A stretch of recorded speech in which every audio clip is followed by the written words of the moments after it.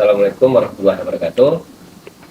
Alhamdulillah, hari ini kita kedatangan Senator Aceh, Bapak Abdullah Putih. Terima kasih Bapak sudah menghadiri undangan kami. Terima kasih. Dari Angkatan Muda Tanah Rencong di Jakarta. Saya bisa menangkap beberapa hal yang ada yang terkait dengan kondisi pendidikan di Aceh. Terus kemudian mungkin ada harapan nih dari Bapak terkait pendidikan di Aceh ke depan. Ya, harapan saya pendidikan di Aceh itu jelas-jelas kan seperti Anda katakan tadi, Ya. bahwa untuk jabatan tangan kita ini maka sumber daya ini harus dipersiapkan. Sumber daya manusianya ya. Kalau kita lihat di situ secara umum kan sudah dipersiapkan. Iya. Tetapi mungkin kalau dibilang harapan, secara khusus apalagi kan gitu. Iya benar. Nah, kalau secara khusus, nah hari ini kan kita suka nggak suka, kita distigma sebagai provinsi termiskin di Sumatera. Iya. Itu sakit sudah kita dengar. Sedih kita Pak. Ya. Jadi kita kalau mengatakan itu, saya juga mengatakan dengan tenang, ya, bukan berarti saya tenang atau senang, malah saya sakit. Ya, saya susah kalau begitu kan. Jadi kalau kita katakan dengan termiskin, maka kita harus ada lagi pertanyaan lanjutannya. Iya. Nah, ketika miskin, kenapa miskin? Kenapa bisa miskin? Nah, kenapa miskin? Sedangkan di Aceh lahan pertanian cukup luas. Luas. Aceh itu kemarin terusan saja saya ke satu negara di Eropa, di Balkan, namanya Kroasia. Kroasia itu negara pecahan dari Rusia. Dia penduduknya cuma 3,8 juta. Ya, jadi dia seperti sedikit lebih daripada Bogor kita kan. Iya. Ya, tetapi mereka pendidikan itu free semua. Ya, Free pendidikan Pak? Free pendidikan mereka semua. Dari SD sampai SMP, SMA. Nah, kemudian kalau dia itu sama di Swedia juga sama.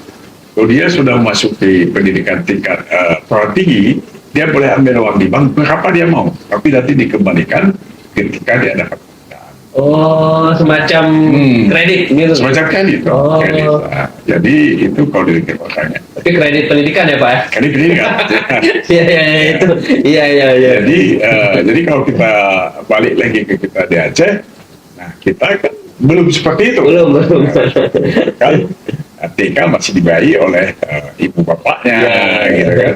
Nah, ketika ibu bapaknya pendapatannya kecil karena dia petani miskin, nah, dia sulit dan bahkan bisa terjadi macam-macam ya kan. Iya.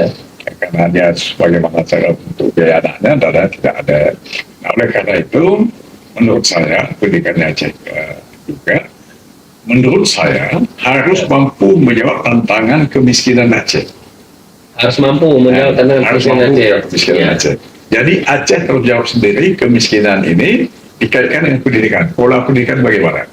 Iya. Nah, dulu sewaktu saya di Aceh, saya pernah menggagas. Tapi karena saya buku tidak lagi di Aceh, nah, itu gagal. Tapi sekarang masih tertinggal ya, tertinggal 2 hal di Aceh waktu saya. Iya. Yang pertama, saya membeli tanah sekitar 2 hektar di daerah jalan ke Bandara. Ya, ke Belamintang. Iya, Belamintang. Nah, kenapa saya beli itu? Dulu saya ingin mendirikan di Aceh yang disebut itu AAFDA. Apa itu Pak? AAFDA itu singkatan Akademi Agroforestry dan Aceh. Oh. Kenapa saya bikin itu? Saya bermimpi kalau bangsa Indonesia mendirikan yang namanya AKBRI, Akademi Angkatan Bersenjata Indonesia, ada Angkatan Darat, Laut, Udara, dan Kepolisian, dan dari situ lahirlah letnan-letnan di bidang pertahanan, dan mereka mampu terjun, ya kan, mampu terjun, dia tahu semuanya, dan kemudian dia tahu, dari situlah munculnya tokoh-tokoh pertahanan di Indonesia, yang baik Angkatan Darat maupun Laut dan sekarang itu menjaga kedaulatan negara Pak ya. Padahal pendidikan mereka cuma 3 tahun, atau lebih sedikit kan. Tapi karena pola pendidikan ditetap sedemikian rupa, penuh disiplin dan dipilih pendidikan-pendidikan yang betul-betul mengarah kepada menjawab tantangan, maka menjadi mereka sangat mampu. Nah, saya waktu itu berharap dan berpikir Aceh harus punya akademi seperti itu, tapi bukan bidang pertahanan, tapi bidang ekonomi dan pertanian. Maka saya sebutlah AAFDA, Akademi Agro itu pertanian dalam arti luas. Artinya ada pertanian, ada perikanan, ada peternakan. Ya. Nah, kemudian ada forestry, forestry itu kehutanan. Kehutanan. Nah, 4 bidang ini itulah yang selama ini digeluti oleh masyarakat Aceh. Ya. Tetapi menggelutinya, ya maaf masih banyak. Kalau saya nggak bilang semua, Ya. caranya tradisional. Iya, masih pola-pola cara-cara tradisional ya Pak. Tradisional. Nah, itu yang harus dirubah. Harus polanya betul-betul modern. Iya. Jadi harus ada sikap atau keinginan kita semua mengarahkan pertanian di Aceh itu yang selama ini tradisional harus menuju atau hijrah kepada modernisasi. Iya. Lebih modern, Nah, lebih canggih ya Pak. canggih. Iya, iya. Nah, kalau hari ini kita lihat petani-petani kita di Aceh, dia punya tanah. Tidak ada petani Aceh yang nggak punya tanah setengah hektar. Iya. Tapi ada yang 2 hektar, ada 3 hektar, ada. Tetapi isi daripada lahan luas itu hasilnya sangat terbatas. Sangat terbatas, ya. Mungkin mereka menanam pohon pisang ada 3 batang, belimbing 2 batang, Iya. ada bakau 2 batang. Lain itu ya masih semak-semak. Nah, penuh dengan bahasa Aceh ya, bak serih ya, bak cikoko ya, bak burjong ya, penuh dengan itu. Sampai ke batas rumah pun masih itu. Lagi hana tehiro. Tidak hero. Iya, iya. Nah, tetapi sebetulnya kalau misalnya di Aceh ditanam sawit sekarang itu, kalau masyarakat tanam sawit itu dia 1 hektar penghasilan 5 juta. 5 juta. 5 juta. Itu sebulan. 1 hektar. Ya, 1 hektar. Nah, tapi kalau dia urus dengan baik ya kan. Iya. Tapi ada lagi yang ditanam misalnya, ini nggak cerita Aceh, cerita tempat lain Iya. tentang pertanian bagaimana petani ini bisa memperkaya orang. Misalnya di Medan, bahkan di Sukabumi di Jawa Barat, Iya.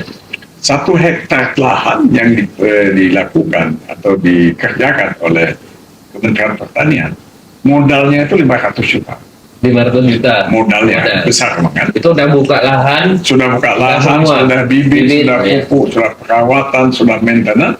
Nah, 1 tahun dia dapat 5 miliar. 5 miliar. 5 miliar. Waduh, dalam 1 tahun 5 miliar ya 5 Pak. miliar. Jadi dia untung 4,5 miliar dibagi 12 bulan berarti berapa? 40 juta sebulan.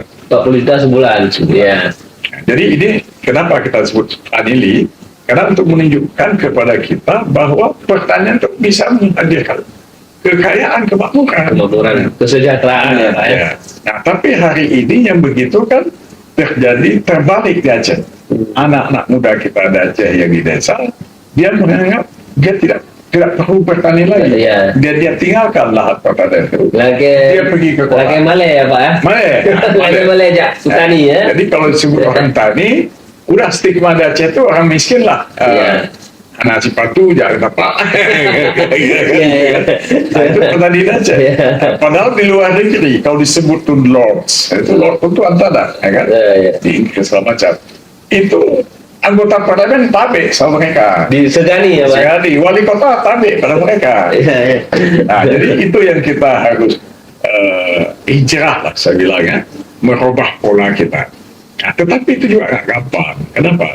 Karena kita bilang masyarakat Aceh yang punya tanah 2 hektar, setengah hektar, atau 2 hektar, ketika dia mengarah ke situ, yang pertama tantangan dihadapi patpeng, modal apa nih? Pangkai. Sojo modal. Pangkai modal. Modal ya. Nah, orang Aceh nggak punya uang, Iya. ya kan?